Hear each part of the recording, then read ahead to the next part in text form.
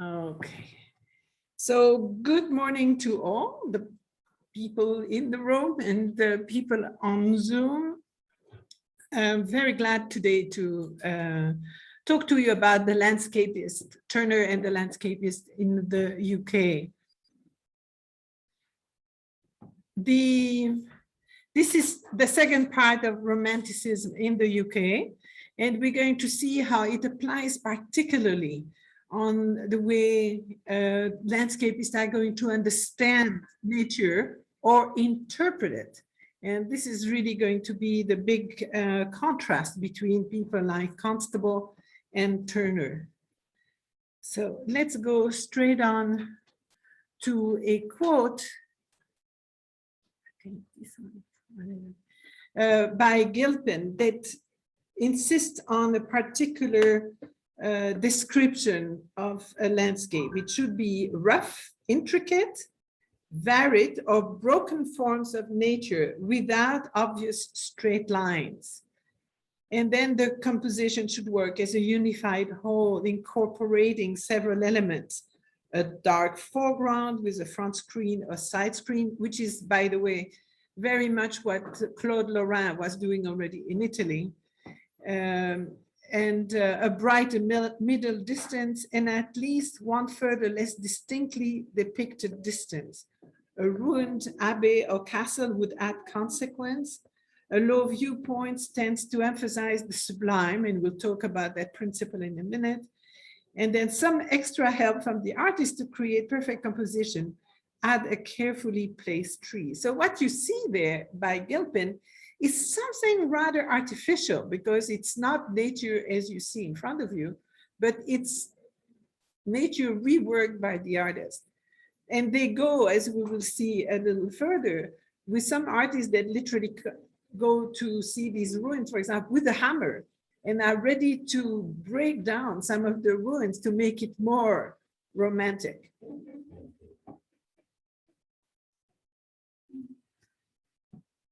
So the Romantic movement, as we mentioned, was really looking at nature a different way. They are reevaluating it.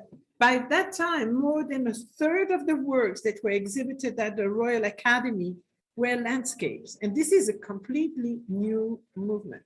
Before, as we'll see, if you look on the right, for example, Claude Lorrain is a very good example. Him and Poussin, both French, had gone to Rome and worked a great part of their career in Rome, but are going to really emphasize nature, but it's not nature alone. As you can see, nature is a backdrop for a little narrative.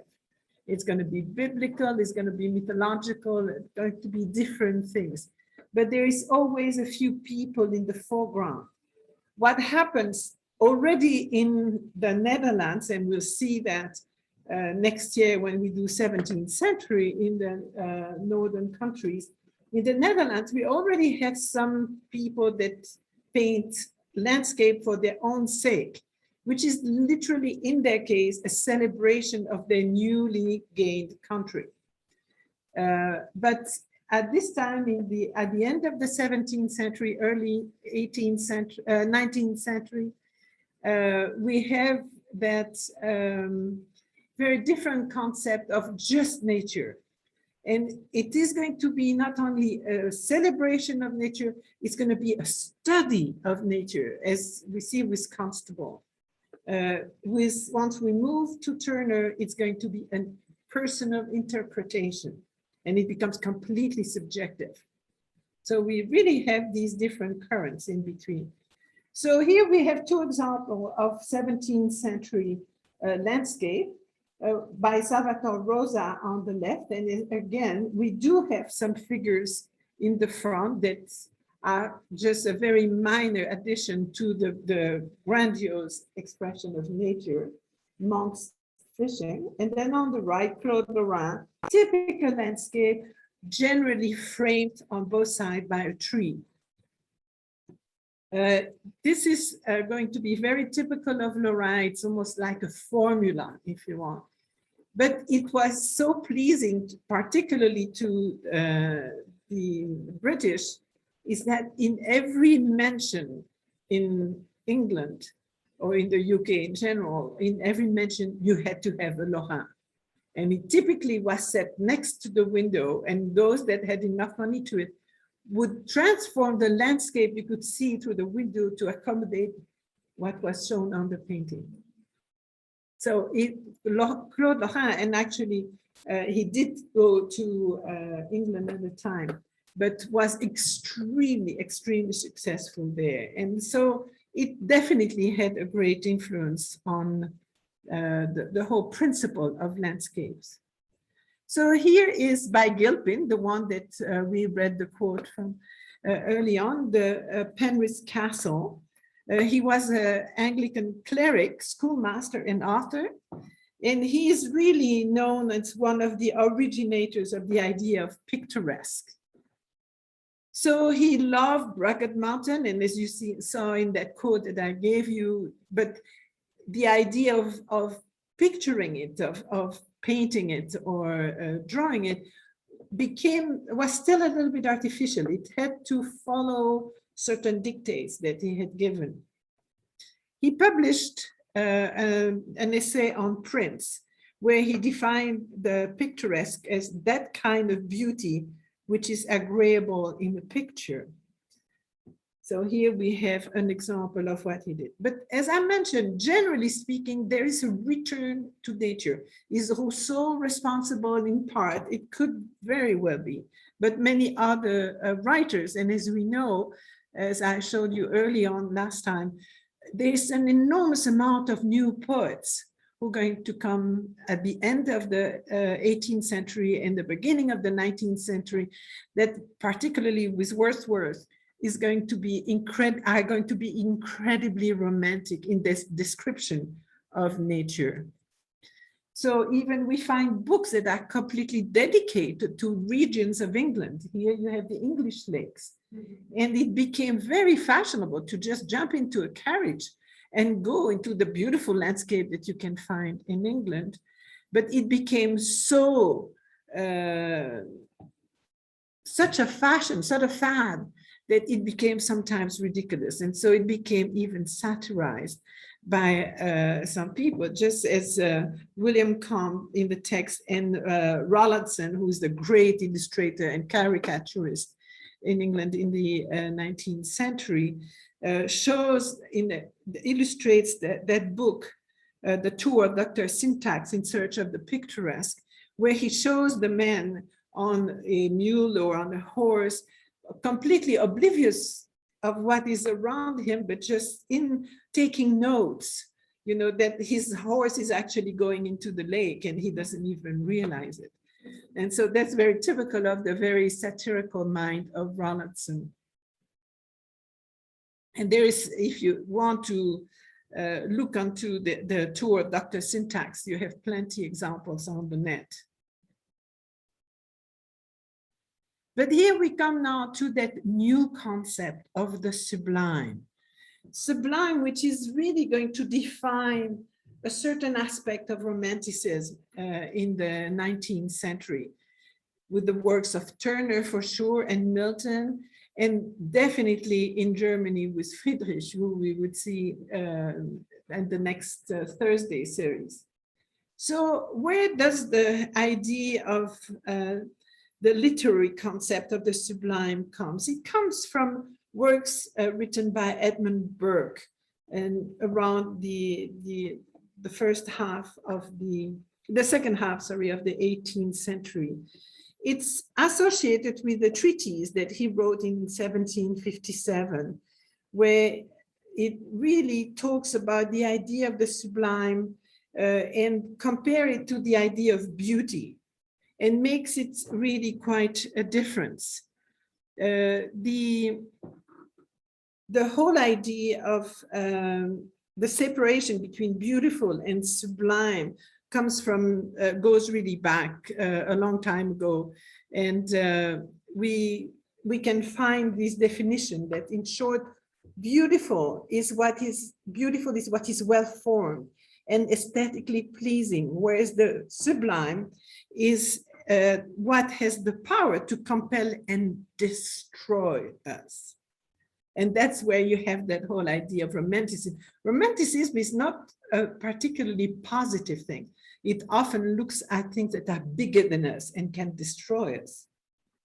So the origin of these ideas of the beautiful and the sublime goes back to Aristotle and to his physics and metaphysics. And they, just to give you an idea of how theoretic it was, it says causation can be divided into formal, material, efficient, and final causes. So the formal cause of beauty is the passion of love. The material cause concerns aspects of certain objects such as smallness, smoothness, delicacy. The efficient cause is the calming of our nerves. The final cause is God's providence. So all things that for us are pretty positive. Now, compared to the sublime, is that the formal cause is the passion of fear, especially the fear of death. The material cause is equally aspects of certain objects such as vastness, infinity. So just the opposite of what you find with beauty. The final cause, the efficient cause, is the tension of our nerves, the opposite to the calming of our nerves. And the final cause is God having created and battled Satan, as expressed in John Milton's great epic, Paradise Lost, which we're going to see. So this is that very idea of the sublime, which comes up at the, as I say, pretty much in the middle of the 18th century, but is applied in the 19th century Romanticism. So I brought up also a part of the prelude of Wordsworth. Meditation rose on me that night upon the lonely mountain when the scene had passed away, and it appeared to me the perfect image of a mighty mind, of one that feeds upon infinity, that is exalted by an under-present, the sense of God, and whatsoever is dim or vast in its own being. And so it's always finding us little human compared to nature and to God that is so much vaster than us. So this is what we're going to see as many painters are going to apply, but not all.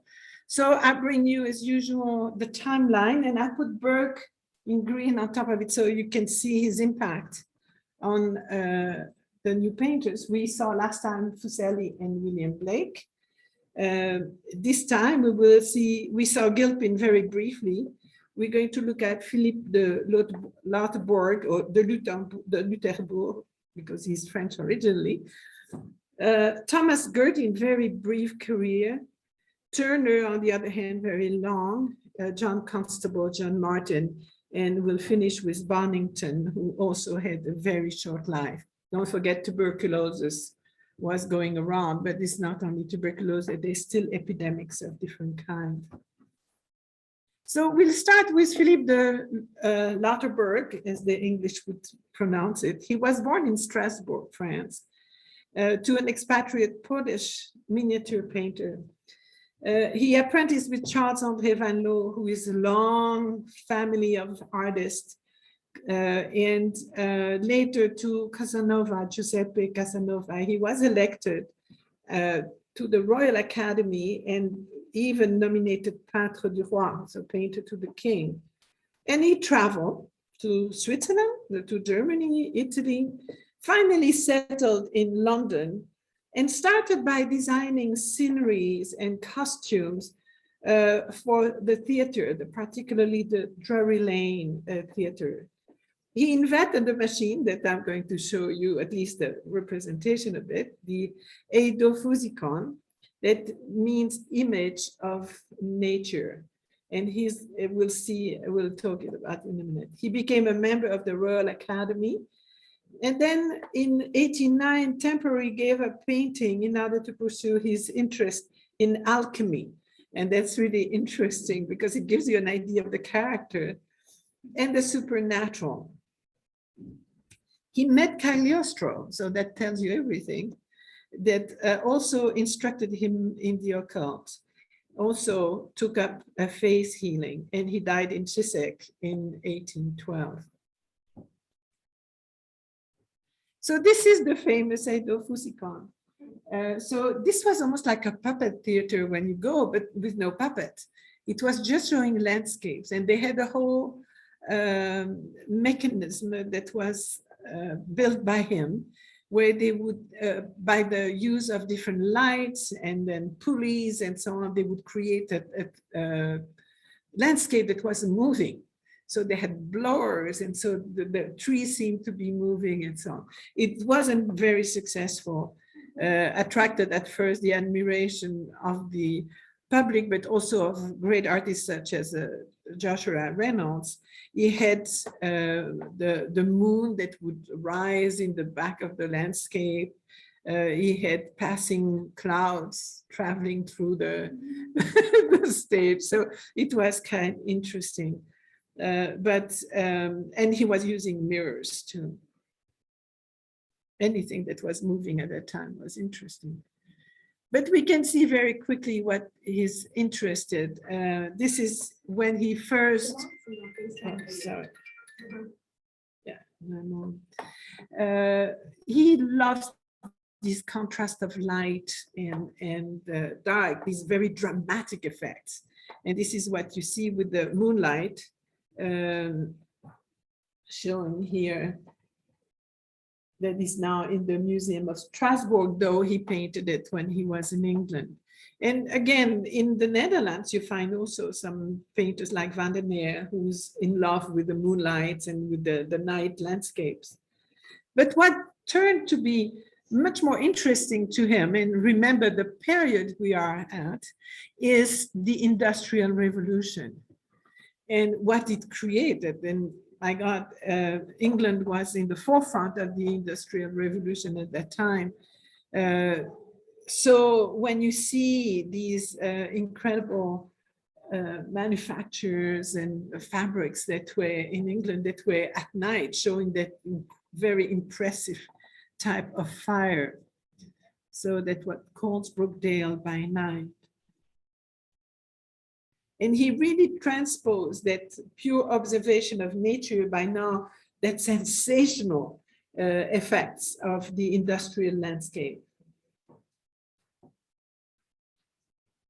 He made many of the kinds, by the way.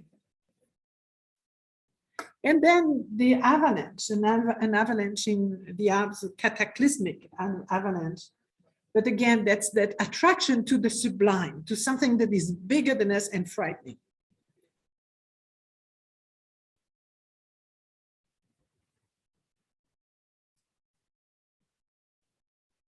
Another artist very different, but absolutely superb, is Thomas Gertin. And as you can see, he had a very short life. He died at the age of 27. He was born in London to a brushmaker of Huguenot descent, which means Protestant that had left France, had to flee France at the time of persecution, religious persecution. And he attended a drawing class by Thomas Mountain, who was a topographical and architectural artist. And he really is going to give, during that very short career, these extraordinary representation of these grandiose ruins that you find in England, and not only ruins, but also the very large monument. He was at the time employed with Turner to color prints with watercolor.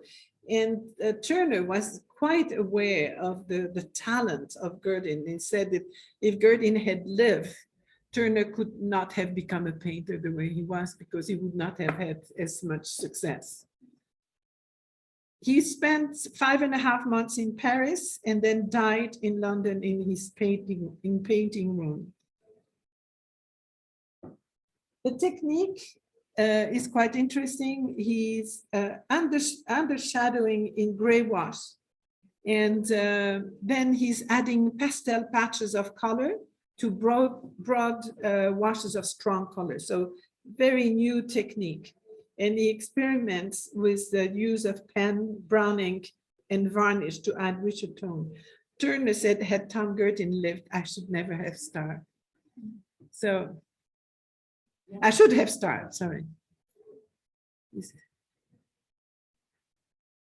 So this is one of the works that he did, the interior of the Lindisfarne Priory, which is one of the largest monastery in the eastern part of England on an island.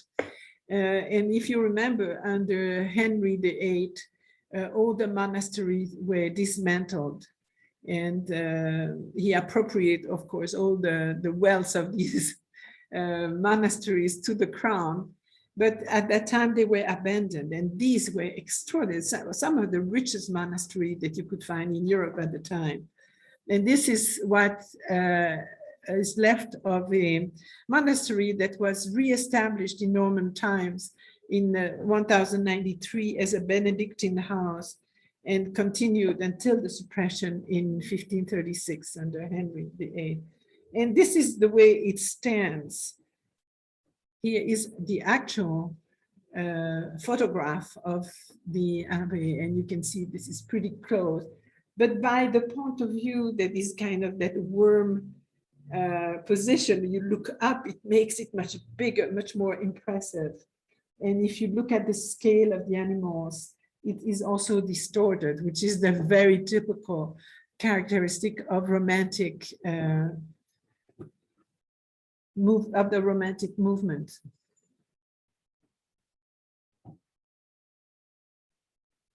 The same thing with the Jetberg Abbey, seen from the river. This is an Augustinian abbey that was founded in the 12th century and is at the Scottish border. It was a huge church, and it was reused then when Henry dismantled the monastery. The church was used by the town next to it, but it started falling in disrepair. And so they only used the choir at the end until they built themselves a small church. And again, here I have the photograph of that extraordinary building. Yes. Question, because this picture, this painting, the previous one, they are not, you don't have the fear, you don't have not fear, but I think it's putting the human being at a very small scale compared to the grandiose building, but it is a ruin. It's just the beauty of the past, but that has been abandoned. And so this is also a very romantic feeling, is the idea of what is left of something that was really beautiful, but is grandiose at the same time.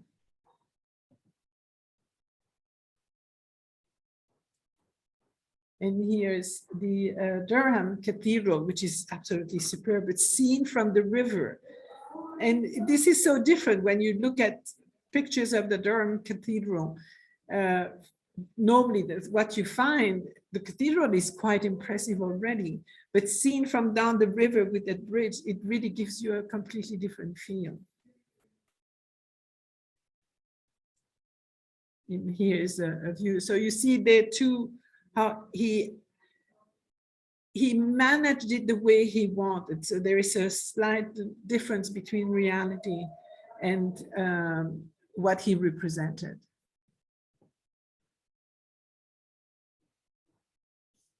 But the first great landscapist in the UK is definitely John Constable. For him, painting is but another word for feeling. And it's not that he's going to interpret nature, because he's very eager to just show you what he sees. He doesn't want his brain to play a role in the way he represents. He is very much for pure representation of nature. He was born in a village in the Suffolk area from a wealthy corn merchant, and entered the Royal Academy School at the age of 23. He was influenced by Gainsborough, who is that wonderful 18th century English artist who always had superb but very much fictional landscape in the background of his painting. Claude Lorrain, of course, Rubens, who also had loved nature, and Annibale Carracci. I have. Thank you. Thank you so much. He married Maria Bicknell, who was really a very sturdy companion next to him, and who gave me a whole series of children. He sold only 20 paintings in England during his lifetime, and this is always incredible, quite interesting. Some of his paintings were very large, but in France, he sold more than 20 paintings just in a few years. So there was an appreciation of his art in France that was, and actually in many ways brought by Delacroix, who came to England, saw his works and became completely infatuated with it. He refused to travel abroad. I would rather be a poor man in England than a rich man abroad. So he was very attached to his mother country. And unfortunately for him, in 1828, Maria died of tuberculosis, and he cared for his 7 children alone for the rest of his life. He was elected to the Royal Academy at the age of 52 and died at age 61, apparently of heart failure. He is a very interesting artist in so many ways.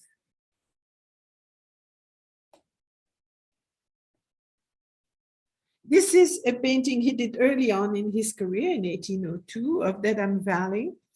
And you can see immediately how he perceives nature. He perceived every single leaves of the tree.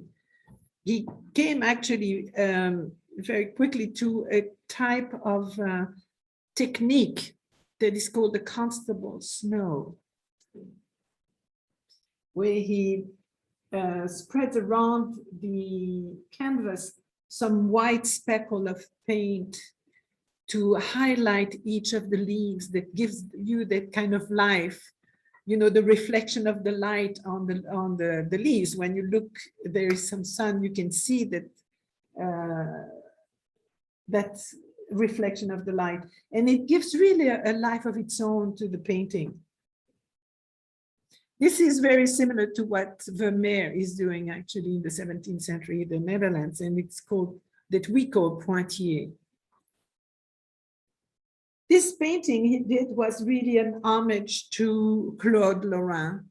And you can see the painting landscape with Agar and the angel that belonged to his patron at the time. So he had the chance to observe it, and he painted the one that you see on the left as an homage to Claude Lorrain.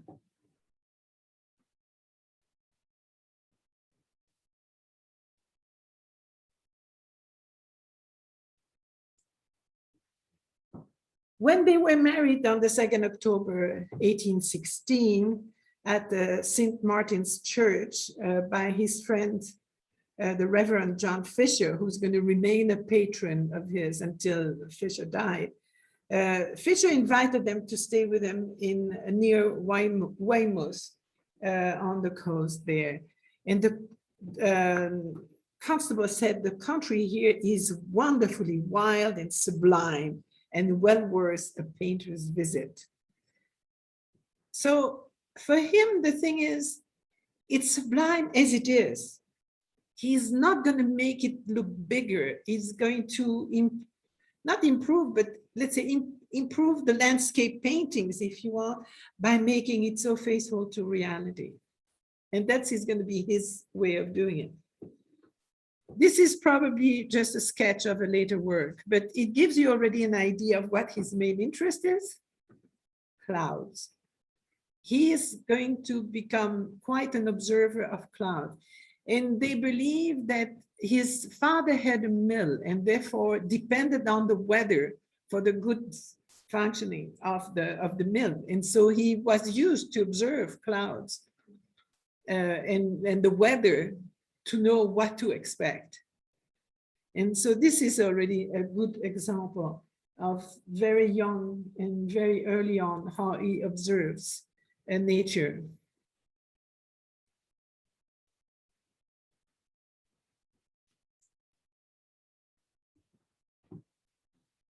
Here's on the left a sketch that he made, very rapid sketch. This is a drawing with a pencil tracing of an image that was made with a brush on a sheet of glass held on an easel in front of the subject itself. So he had a piece of glass on an easel and he started tracing the landscape he had with a pen. And then the tracing itself was made by placing a piece of paper over the image on the glass. And then, as you can see, it was, I don't think you can see really. Again, the machine is not very faithful. But you can see here a little bit of the tracing. So he squared the sheet so that he could then transfer it to a large painting. He would, of course, then square the large canvas very lightly and reproduce every square of his primary sketch. As you can see, the drawing includes the two barges. It includes the trees, but not the figures. That's something that he would do then later on. And he uses that a lot to make sure that he respects the perspective of the landscape. One of his very known painting is the Hay Wain. Constable was quietly, because that was his character, but rebelling against the artistic culture that taught artists to use their imagination to compose their pictures rather than nature itself. He wanted to be faithful to nature. I cannot repeat it enough. When he was talking to Leslie, that friend of his, when I sit down to make a sketch from nature, the first thing I try to do is to forget that I've ever seen a picture. So he didn't want to be influenced by others. And he looks at just ordinary subjects, makes it just so beautiful. Of course, as I mentioned before, we have lots of poets around him that actually do the same thing in literature. So you have Wordsworth, famously wandered lonely as a cloud. In Shelley, in Mutability, the clouds, as often in romantic poetry, are an emblem of evanescence and change. When he writes Ode to the West Wind, when Shelley turns from wind-driven leaves to clouds, they become symbols of our own fleeting selves. And Coleridge the same. So when you look at this, look at just the beautiful satin quality of the water compared to the texture of the trees, the beauty of the clouds. And then you have these figures, just that little touch of red on the colors of the horses. It just brings it out. Little dogs very often in the forefront, and then the large landscape on the right and the back.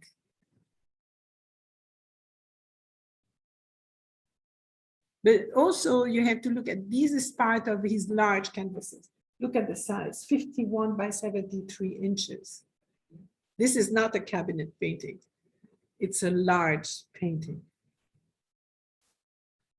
This is how he studied clouds, and he studied them. He would spend hours looking at the clouds, annotating every sketch that he had done, the time, the speed of the wind, and the kind of clouds. And this is interesting because at the very same time, there is a scientist who is going to do the same, but now attribute the names that we now use for the clouds, like cirrus, cumulus, and others. So this goes hand in hand. That research done by the scientists was so interesting that actually Goethe in Germany tried to have Friedrich, who we will see next time, try to do a study of clouds. And Friedrich is absolutely not interested in that at all. For him, the paintings are purely subjective, not a reproduction of nature. So here we have, for example, that written by Constable. It's a poem written there, verses from Bloomfield, and then a study of the clouds on top, and you can see it's going to annotate 11 o'clock and noon. So he knows at what time it was. So he had a certain transparency of the light and so on. And then the cloud study on the other side. He called himself, I'm a man of clouds.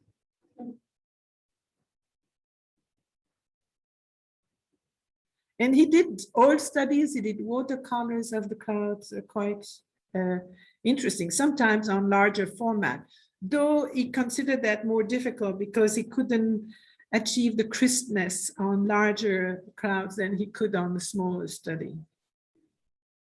He did studies of all kinds. This is an interesting study of seascape with rain clouds, and you can see how quick the brushwork is. But just to give an idea of nature, and it reminds me of these big showers that we have during the monsoon, where you can see the sheets of rain falling here. It's not as notable in Europe in general. So apparently he was using the very broken brush strokes, as you can see there, small touches with he stumbled over lighter passages, and you can see him working on that part there with the brush going around.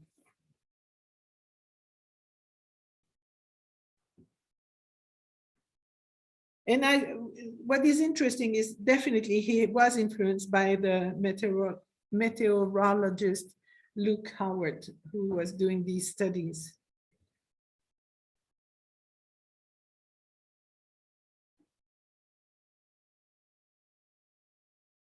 He said in his letters to Fisher, I'm determined to conquer all difficulties, and that most arduous one among the rest. My limited and abstracted art is to be found under every hedge in every lane, and therefore nobody thinks it worth speaking up. So, yeah. That was Constable. Yeah. My limited and abstracted art. Yes. Yes, because when you go into really the detail, it becomes very abstract. It's only when you move back and you have the whole thing that it is absolutely realistic. He said it's found under every word. Yeah. Way of describing his work. Now, he is going to be very influential, if not in England, but definitely in France. He's going to influence Géricault, Delacroix, and the Barbizon school, and the Impressionists. When Monet comes to England, fleeing France, not to be drafted, he's going to go around England. He's going to discover Turner and Constable, and that's going to be quite an impression on him.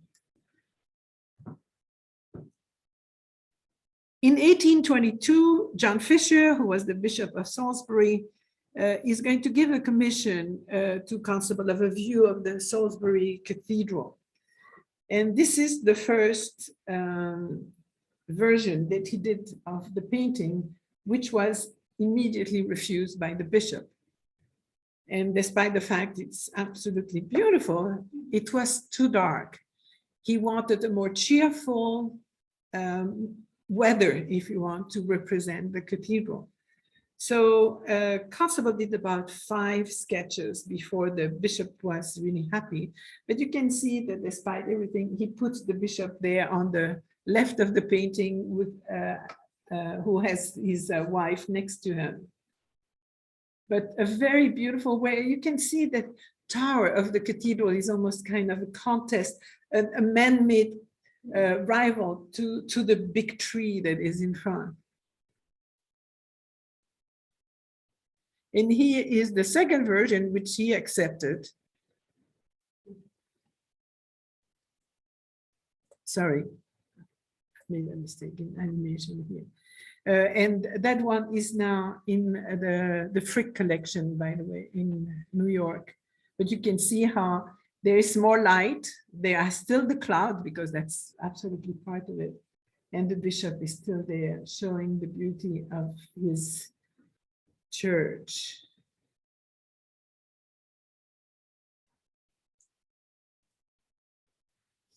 He went just for a short period of time to Brighton. This is when his wife Maria was not well, around 1824, and going to the sea was supposedly going to help her failing health. He visited her frequently during the mid-1820s and made a lot of drawings and sketches. But this is the only large painting he made of a Brighton subject.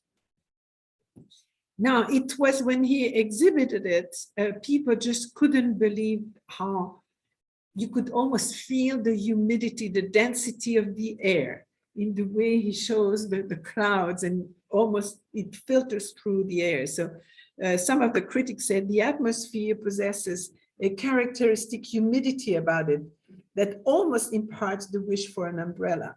That was really a cute observation, but it is very true. And I'm not used to Brighton, but I know the north coast of Belgium, which is just opposite to and it is indeed, when you have the cloud, they weigh heavily on you. So this is very much what he shows. And you, again, you have that air quality that is palpable. And another later work, Hadley Castle. Also, again, what he shows that is so important, I think, imagine that same painting without the clouds, it wouldn't be anything close to what he represents. Towards the end of his life, his technique changed somewhat. The brushwork became a little faster, but it's the mood that changes. And I think it's probably due to Turner's influence. By that time, Turner had marked society around him. And this is interesting when he painted this watercolor. He was excellent in watercolor too. Both his wife, Maria, and his closest friend, John Fisher, had died. And two of his elder sons had left home. And so he only had 6 children left.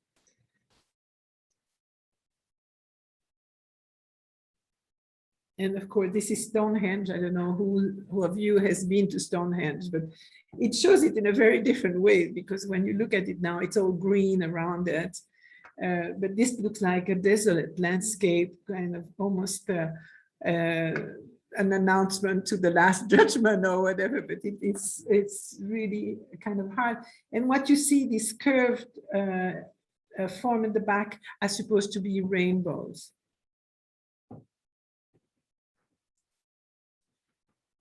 So the mysterious monument of Stonehenge standing remote on a bare and boundless heat. And that's works of Constable. So I propose now to take a little break, go and have a coffee, ask me questions. We're going to open the floor to our Zoom people. So if you have questions or comments, please tell me. 5 minutes. Stone. That's There. So Gilpin didn't have a first name. He went by just one name. Who's that? Gilpin. Gilpin. This is, he might have had. I just don't have the name here, but if you put on the net Gilpin painter, you will have some information. Find out. Yeah. Okay. Yeah. the Stonehenge painting. If I didn't see that in this context, I would have thought that was a surrealist. Yes, very much. You're absolutely right. And we're going to see, by the way, we're going to see that painting again because Turner did the same thing. But it's a very different mood. And we'll see how that really tells you right away the difference between Turner and Constable. But I love the works of Constable. I think he is, sorry, I've gone ahead there. There we are. Now I'm so sad that I have to leave a little early today. I'm gonna- But you can look at the recording once we have it. Yes, I will. Okay, and you will have access to my PowerPoint. So. Any feeling on Constable? If you try to be more realistic about nature, Mhm. there are a couple of these impressionist paintings that are not realistic at all. I mean, Stonehenge, even. Yeah, but don't. It doesn't look like that. No, I know, but don't forget, Stonehenge now has been kind of restored, and it's been protected. It wasn't the way that you see it now. If this was winter, the grass might look like that. Yeah, you're absolutely So, right. possible. Yeah, no, you're right.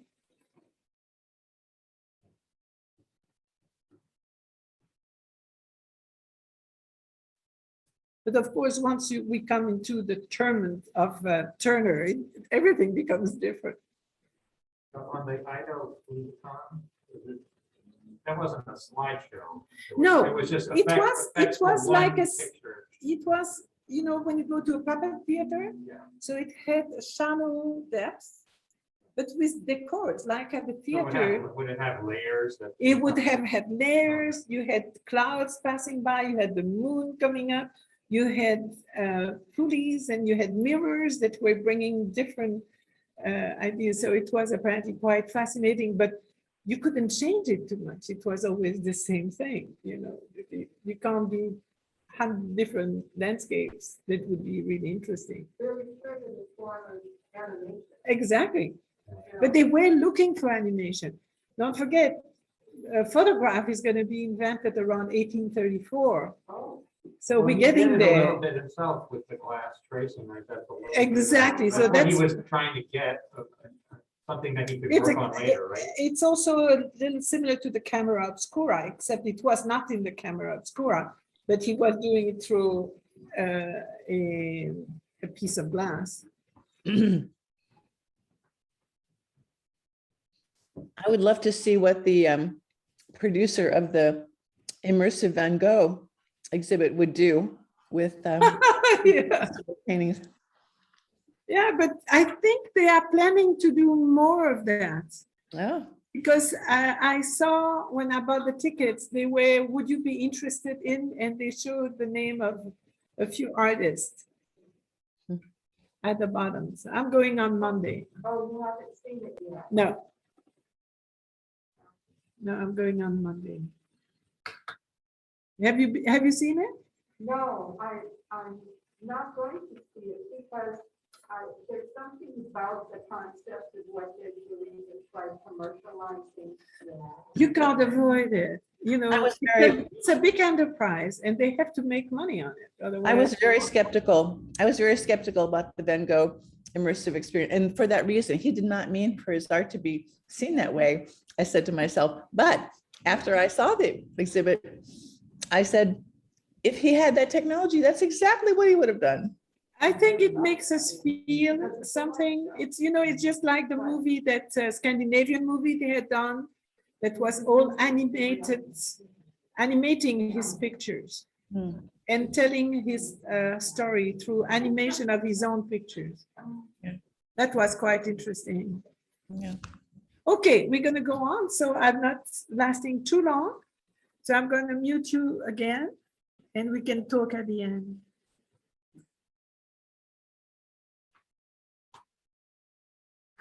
Okay, mute all.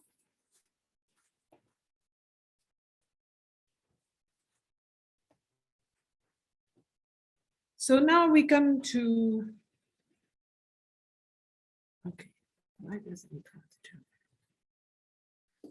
Joseph Mallard William Turner, JMW Turner, who was born in Covent Garden in 1775, who was a very early talent. As you can see, he was already exhibiting his drawings in his father's shop window. He studied with people that were doing architectural studies, and so he became really good at perspective and did himself some of these architectural studies and exercises in perspective. He qualifies, though, Thomas Moulton, that we have already seen before with Gilpin, I think, as his real master. He was accepted at the Royal Academy at the age of 14. What? To tell you how incredibly precocious he was. He then, in 1802, started traveling in Europe, starting with France, Switzerland, and then went many times to Venice. Again, in between 1819 and 20, he traveled to Italy, and finally, last trip in 29. This was also the year that his father died, and he never married Turner, and he lived with his father until he died. His father seemed to have been his only friend, if we can say, though he had a lot of problems with him too. And then in 1851, he died of cholera in the house of his lover, Sophia Caroline Booth in Chelsea. And apparently his last words were, "The sun is God."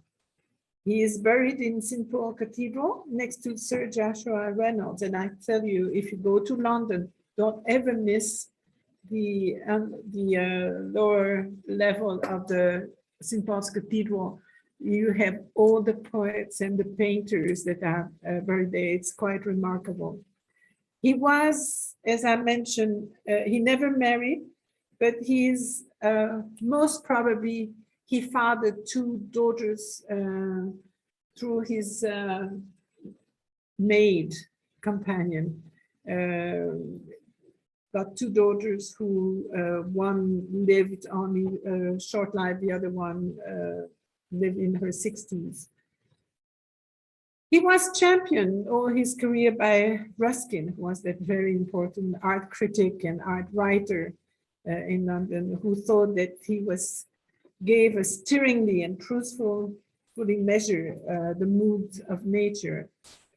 He left 550 oil paintings, 2,000 watercolors, and 30,000 works on paper. So it's quite an incredible work. The early works that he did were, at the time he was in that architectural environment, and he was probably in his early teens when he painted these two, but you can see already how talented he was.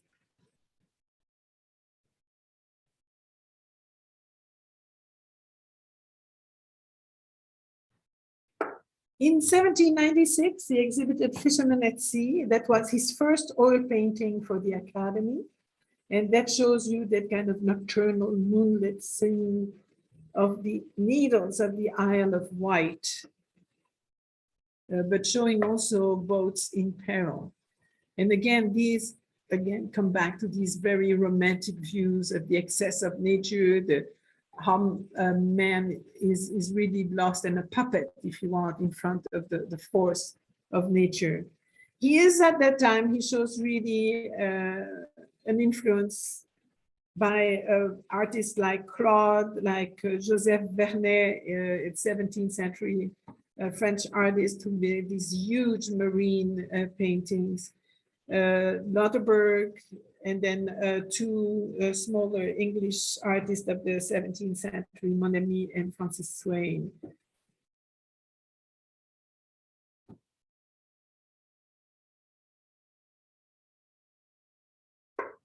And then he looked at Dutch painting. You would see the painting on the right. Lower right is by William van der Velde, the younger, that was a specialist in marine painting in the Netherlands, showing here Dutch fishing boats in a storm or a rising gale, depending on which catalog you look at. And then you see how he is actually almost copying the painting, but that what he's looking at is not the painting itself, because it's a mirror image of the painting. He's looking at an engraving. And that's how you know it, because it's a mirror image of the other.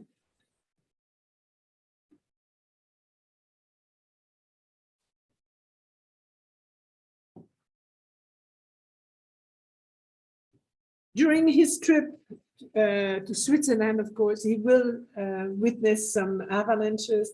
And this is a later painting of an earlier sketch that he did when he visited Switzerland. He actually, when he was sent to Paris and Switzerland, of course, he himself didn't have the money to do that. And he was not going, as sometimes artists were, doing the grand tour with a noble or a rich family son, where everything was paid. In this case, he went by himself. And so it is a group of his patrons that kind of got together and put the funds together so he was able to go. And you can imagine when he saw the Alps coming from England, coming and seeing the Alps was quite a spectacle. He really was fascinated by the climate and by the geological changes that he could see in these great mountains. Yes. Yes. Yeah. He's lucky not to have it on. Yeah, you think this is real scene he observed, or he's creating this from his mind? He has observed some avalanches when he went through Switzerland, but with him, you know that everything is going to be distorted. So he makes it just like we'll see again with Friedrich next in 2 weeks. It's a way of handling nature that is very subjective.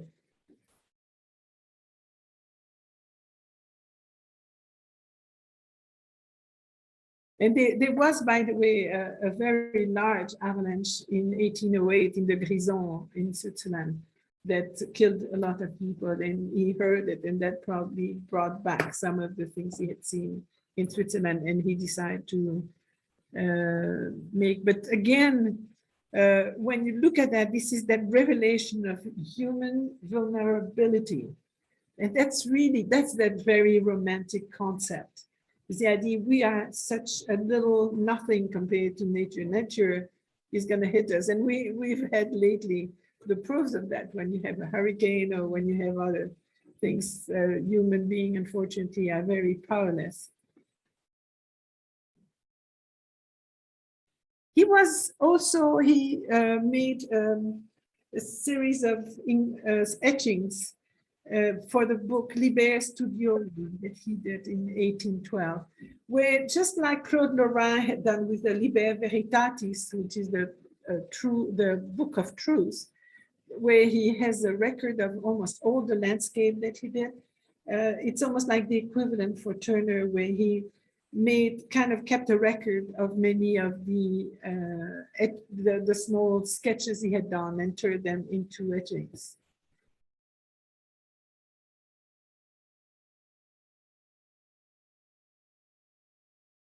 But mostly these are the paintings. And this is a painting that he did where he did not observe an eruption, but there was a fascination with volcanoes and the Vesuvius in particular, because it was, he had multiple eruptions in 1794, 1807, 1819, and 1822, the Vesuvius erupted. And so this was widely known and recognized. So thinking of, just the interest of that incredible event around Naples, he decided to paint this between 1817 and 20. But again, this is fictional because he hasn't witnessed. It's all really fruit of his imagination. He also painted Stonehenge, and I compare it here with the one by Constable. This was done between 1825 and 28. And you can see where the mood of Constable is rather a sad mood. It's very muted in color.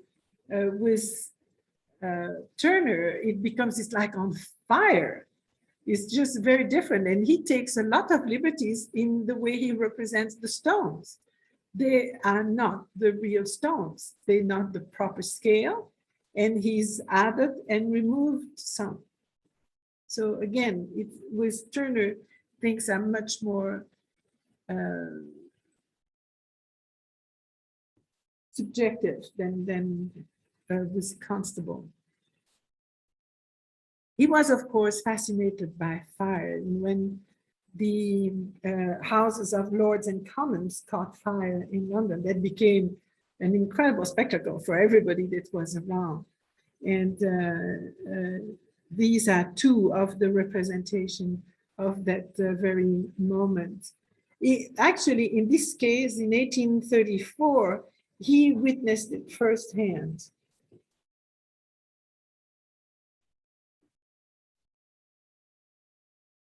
The blaze, by the way, started from an overheated chimney flue and spread very rapidly through a building that at that time was quite medieval. And so must have had a lot of timber, dry timber, and it really burned easily. This was the first time there was such a conflagration after the big fire that really ruined the whole center of London in 1666. But it's quite interesting because there you see Turner already, the way he handles the paint, how he adds to the yellow, he adds the red, the reflection. It's all kind of in that kind of a cloud where the air is heavy with smoke. He's not interested in the building, he's interested in the event. As I mentioned, he traveled to Italy, and who wouldn't be fascinated by Venice? This is the Grand Canal. And he did so many watercolors of Venice. It's incredible, but this is really beautiful. The beautiful coloring of the water that reflects some of the clouds, but not too much, goes between green, finishes in blue, so you have that nice perspective. And you can see there that he was very efficient in all that the perspective construction. To me, he's one of the ones that painted Venice the best. You can really feel that very humid air. If you've been to Venice, you know how humid it is over there. And it really permeates all the colors that you use very different that you would use in Rome, for example. That's already quite tangible when you see Titian or Giorgione to start with, and then Titian. They paint differently in Venice than they do in Florence and in Rome. And it's in great part due to the climate.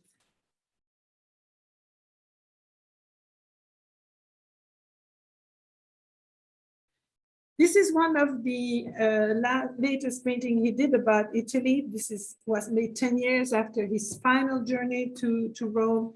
And you have a vision there of the Eternal City through that painting, because you see everything. You have the Colosseum, you have the great churches, you have what is called the Campo Vaccino. This is the Forum Romano is the same thing. Why was it called the Campo Vaccino? It's because at that time it was in a terrible condition, and people would bring their cows to graze in the Forum. So you had lots of cows and other animals going around in the middle of the ruins of all these beautiful temples and basilica and so on.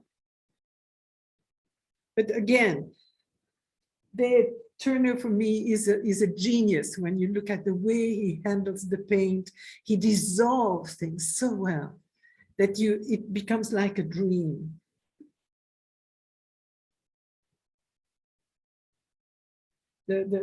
The light that's really shimmering there, it's extraordinary. Coming back to England, sometimes he would just notice something. In this case, it's the Fighting Temeraire that was tugged to the last berth to be broken up. And the Fighting Temeraire was a ship that had distinguished herself at the Battle of Trafalgar in 1805. But by that time, in 1838, we have now the steamboats that replacing the sailing ships.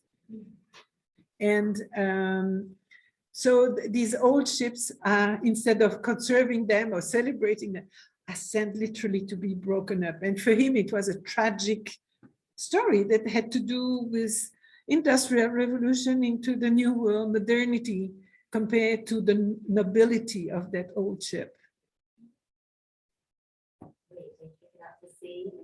Huh? No, it had, in 1805, it had been a glorious ship that had parts, because there were many ships there, but that had won against Napoleon. And then it's brought back, but now they are a steaming boat, and that's it. These are not interesting anymore. So little by little, they sent to be broken up, and they recover what they could. Well, it's also 35 years old, but. Yeah, but there were ships that were that would last that. But it's just modernity, and for him, it was really marking because that was a celebrated ship. And again, look at that incredible view of the dissolving, the sun and then the cloud. You don't know where they really touch. And you have in front of the old ship, you have that new technique. Yeah. And pollution, bringing pollution and everything. Yeah. But you can see also the way he deals with the paint. He can at times really put incredible impasto, that thick pigment on the canvas that is going to itself reflect the light differently.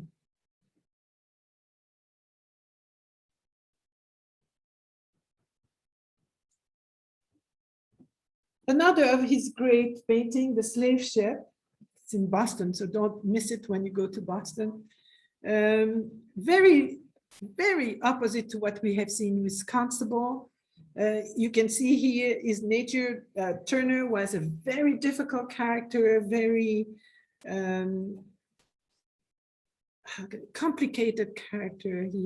He was sometimes tortured by things he had read or he had seen.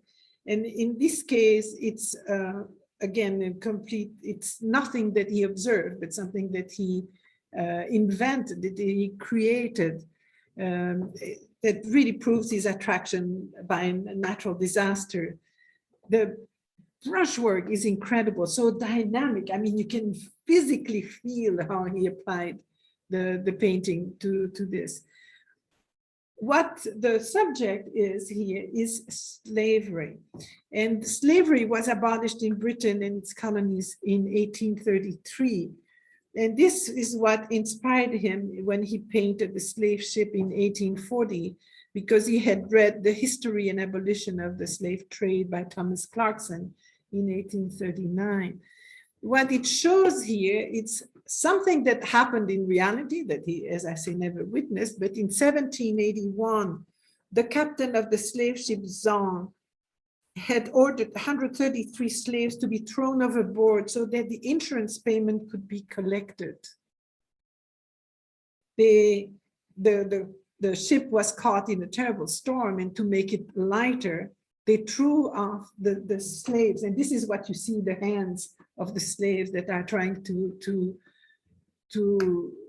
save themselves. But for him, it was just merchandise. And he knew that the insurance would pay for the number of slaves that were thrown from inside the ship. It's so amazing, that's painful. Oh, it is. It is painful. It is painful. And he was very convinced that he wanted slavery to be abolished around the world at that time. But England was one of the first ones to do that. But it's an incredibly painful painting. I fully agree with it. And, you know, the color of the sky too, it's almost like it's blood.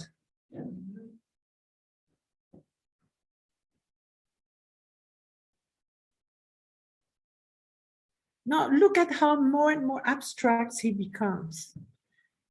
In this painting, the snowstorm, steamboat off a harbor's mouth, is quite interesting. One day, the Reverend McKingsley told Turner that his mother liked the painting. And Turner said, I only painted it because I wished to show what such a scene was like. I got the sailors to lash me to the mast to observe it. I was lashed for 4 hours and did not expect to escape, but I felt bound to record it if I did. No one has any business to like it.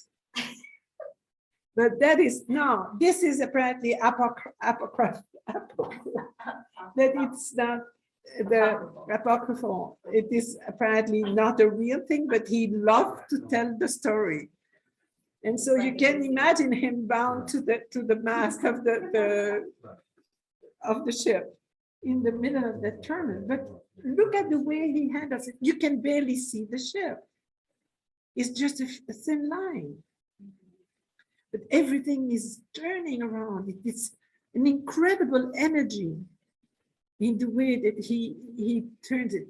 And this is really towards the end of his life, his paintings become more and more abstract. This is why he's going to be so influential on the end of the 19th century and the early part of the 20th century.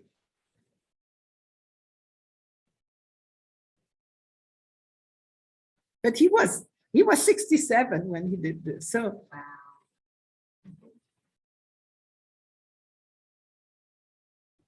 This is another quite interesting painting because in many ways we saw that with the Téméraire, Turner seemed to be against to deplore the Industrial Revolution. And we have to understand that the pollution in England at that time was atrocious because of the Industrial Revolution. And it also caused the fact that in manufacturing, as we know, with Charles Dickens and so on, we know that kids were employed at terrible rates and from a very young age. So there were a lot of things that were not good about the Industrial Revolution. But in the 1840s, it was the period of the railway mania. The railroad was there, it was something new, it was making transportation so much easier. Within, 2 hours, you could be from the south of England to the Scottish border. That was unheard of. And so it changed everything. So it is important to know that Turner himself appreciated the comfort of the railroad. But on the other hand, he didn't like the effect it had on nature. And so here, there's an anecdote again said by Ruskin, that the origin of this painting is being in a train ride during a rainstorm, during which the artist is supposed to have stuck his head out of the window and was completely excited by the strong sensation that he had. And so what you see there, it's the bridge, and we know the bridge, it's a bridge, Maidenhead Viaduct that goes across the Thames. And different things is you have that very dramatic perspective of the train coming to you, and that emphasizes the speed of the train because of the drama perspective. But then you have, and it's coming out of its own steam, which is quite interesting. But on the bridge itself, and it's very difficult to see, there is a hare that is jumping across the rail. And there's a kind of big mystery. Is he going to make it or not? So he is supposed to be really fast. But he's there. And then you have on the Thames itself, you have a boat there that is going much more at a normal speed, a human speed. And all that contrast, but again, that handling of the paint and the way the air is extraordinary. And I love the title, Rain, Steam, and Speed.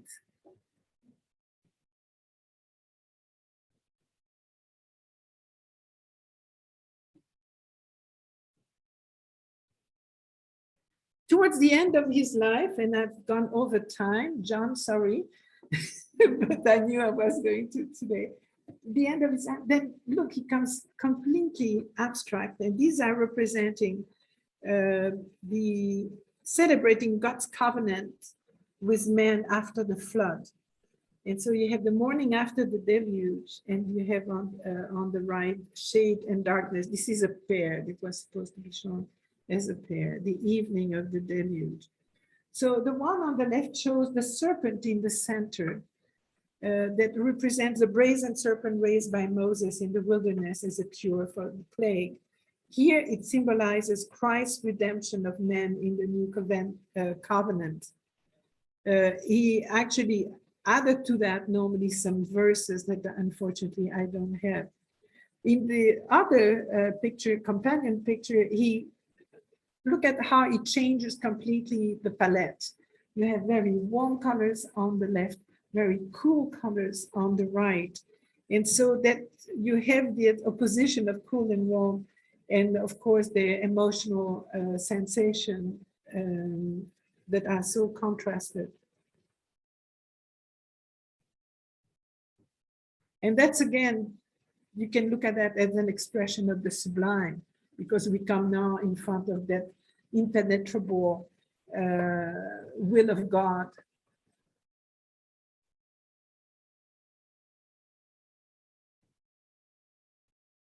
So quite an incredible artist. I'm going to go rather fast on John Martin, who is comes a little later than Turner. Quite an incredible artist that was revered during his lifetime, and then fell into oblivion for quite a while, and is now back to more fame, more recognition, if you can say. He is an artist that was quite interested, very much like Blake, by very deep meanings, by the Bible, by the Paradise Lost, and so on. These were things that really attracted him, and you're going to understand again that idea of love for cataclysmic events with small figures. He was not very good at painting figures, so we'll see that he mostly shows some landscape. He will influence the pre-Raphaelites and the American Thomas Cole. And here's one of his work, Sadak in Search of the Waters of Oblivion. That's being called actually one of the most famous of British Romantic works. Again, we have that incredible representation of very small human being, and you can see him in the foreground trying to grab that slab of stone where he's climbing on. Sadak is a fictional character in the story of James Ridley, Tales of the Gentile, dating to 1764. It is what they call a faux Oriental tale, allegedly from a Persian manuscript, but actually it was English. In the story, the hero Sadak is sent by his Sultan Amurath to find the memory-destroying waters of oblivion.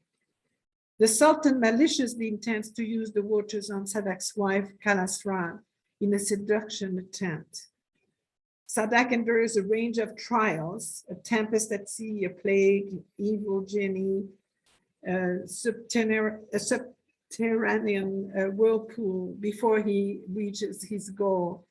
But at the end, the Sultan himself falls victim of the water's effect. He dies, and Sadak becomes Sultan. So here you have Sadak really struggling to survive before he reaches the water of oblivion.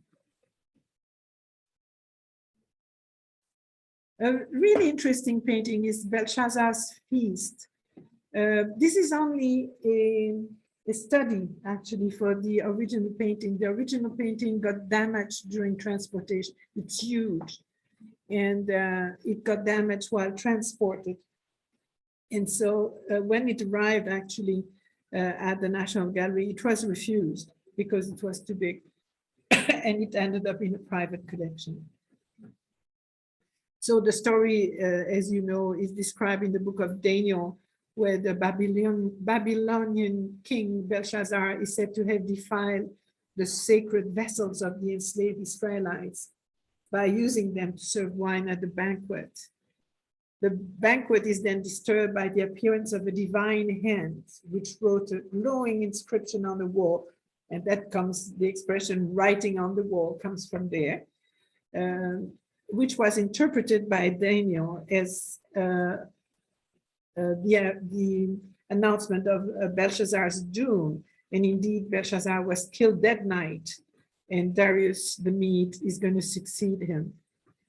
So this is what you see. Daniel is the dark form in the middle. Here.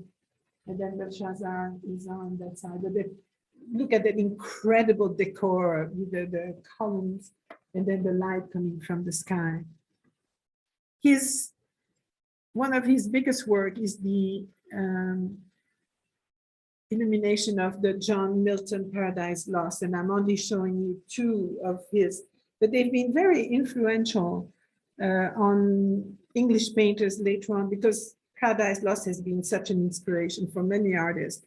And here is the Pandemonium shown on the left that is at the Louvre, and on the right, Satan presiding at the Infernal Council.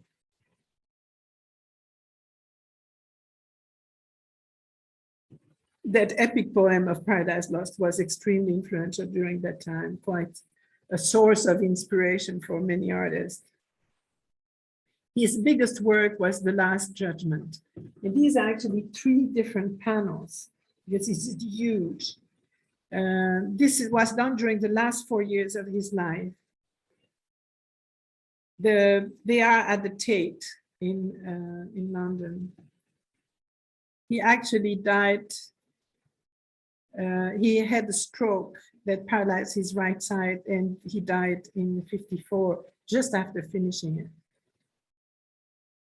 The detail, we show The Last Judgment, that was the first one. That's the one that's in the center, showing, it reflects the text of the book of Revelation with the idea of the 7 seals, the great day of the wrath depicted in there.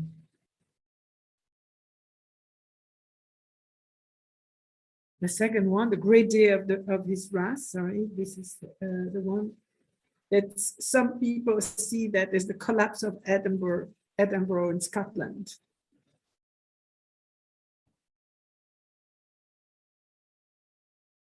And apparently he found his inspiration on a night journey through the Black Country. So what Philip de Lotberg was showing with the coal country was the inspiration for this painting.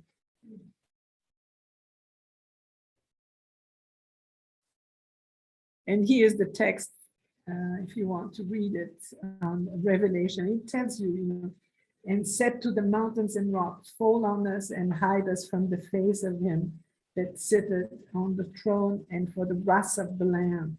For the great day of his wrath is come, and who shall be able to stand? The Revelation has been such a source of inspiration too for so many painters, because it's so cryptic and so special.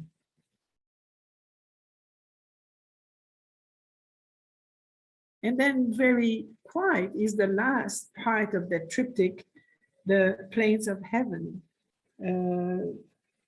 that shows that very pastoral landscape that looks very much like a landscape that Turner would do in Italy.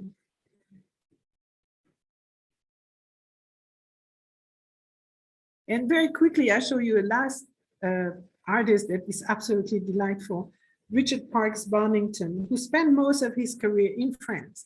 Could be considered as a French or an English painter because he spent so much time in France. But look at that, he died at the age of 26. So didn't have a long career, but was incredible. And when you see a painting by him, the understanding on how the light works when you paint, to see that light that comes from behind the clouds is being so seminal on what's going to happen in France in the mid 19th century. And what Monet is going to learn with Jonkin and with Boudin. So he is really that premonitory, if you want. He's that early influence, if you want, on what's going to happen then. He died of tuberculosis. He was also, Delacroix went with him to England and discovered at that time Constable and Turner, but was very, very fond of what he was doing.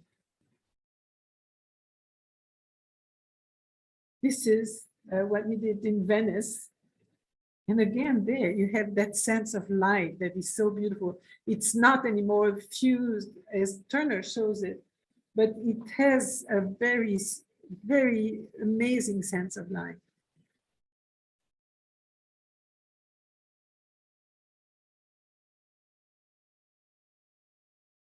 Delacroix mentioned that when I met him for the first time, I too was very young and I was making studies in the Louvre.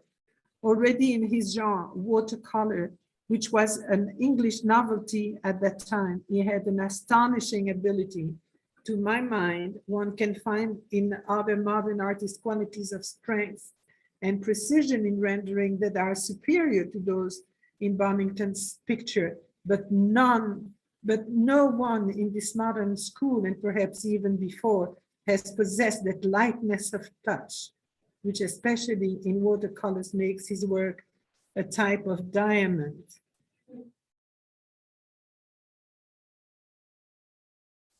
And then last one by Bonington, he made more than that, of course. This is Sunset in the Pays de Caux, that was acquired by the fourth Marquess of Hertford, who actually owned 25 of the watercolors by Bonington. And you have here Delacroix, what he just said about Bonington, and it's just beautiful. This is, you have a mixture of Turner and Gilpin, probably. Just beautiful. So this is the end of the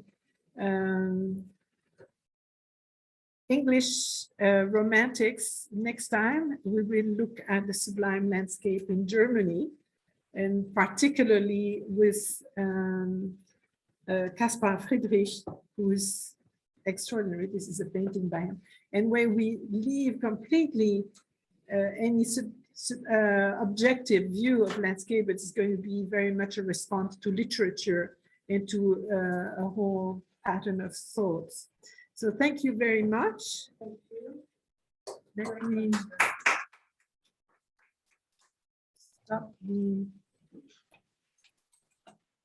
Beautiful, beautiful, but you can't.